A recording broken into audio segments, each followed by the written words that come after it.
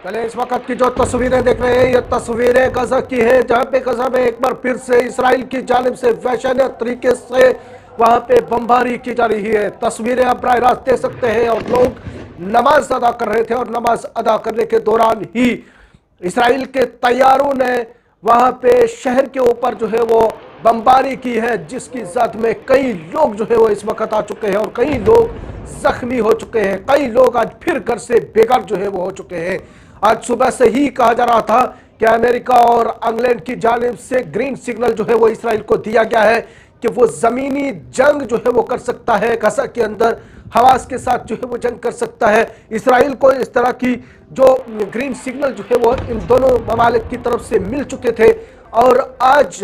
बाद दोपहर जब नमाज का वक्त हुआ गजा के अंदर और इस दौरान जो है वो वहां पे हमला किया गया है और लोग जो है वो नमाज पढ़ रहे हैं। मसाजिद में लाउड स्पीकर पे आवाज़ें भी जो है वो आ रही है, वहाँ पे नमाज जो है वो लोग पढ़ रहे हैं। और इस दौरान इसराइल की जानिब से एक बार फिर से शहर के ऊपर, निहत्ते शहरियों के ऊपर जो है वो लगातार तैयारों के ज़रिए बमबारी जो है वो की जा रही है। वही गुज़श्ता रात की बात करें तो गुज़श्ता रात भी वहाँ पे इसराइल की जानिब से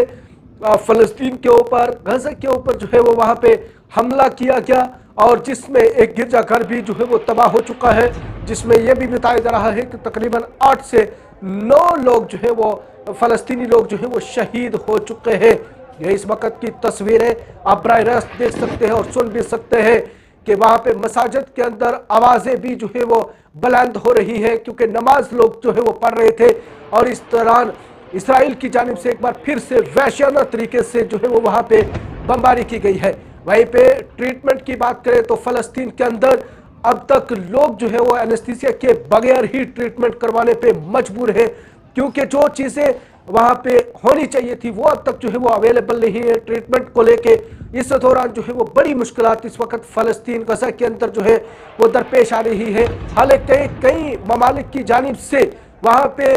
लोगों की सहूलियत के लिए सामान भी जो है वो भेजा गया है, लेकिन इसराइल की जानिब से उस सामान को जो है वो फ़लस्तीन की तरफ जाने से जो है वो रोक दिया गया है। तकरीबन 5 से 6 रोज़ से ये सामान जो है वो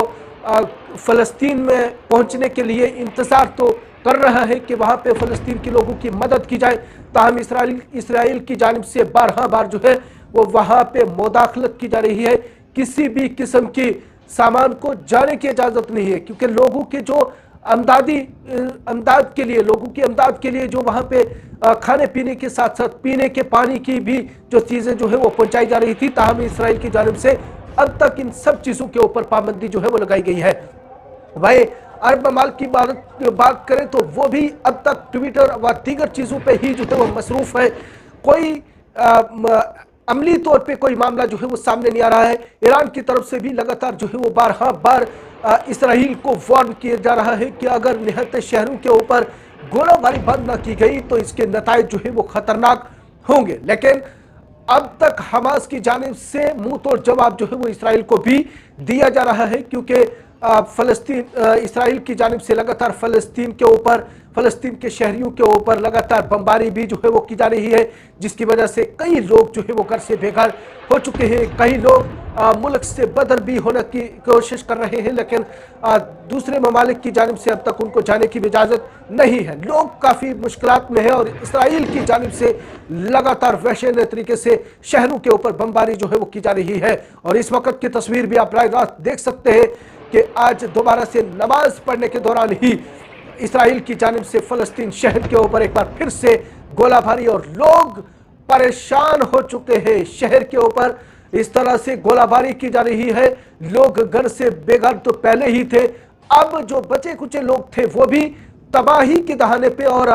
बाकी जो ममालिक की इस जंग को रोकने की कोशिश करनी चाहिए थी, इंटरफेयर जो है वो करना चाहिए था, वो अब तक सिर्फ ट्विटर व दीगर चीज़ों पे ही मसरूफ़ है। अमली जामा कोई भी पहनाने के लिए तैयार नहीं है।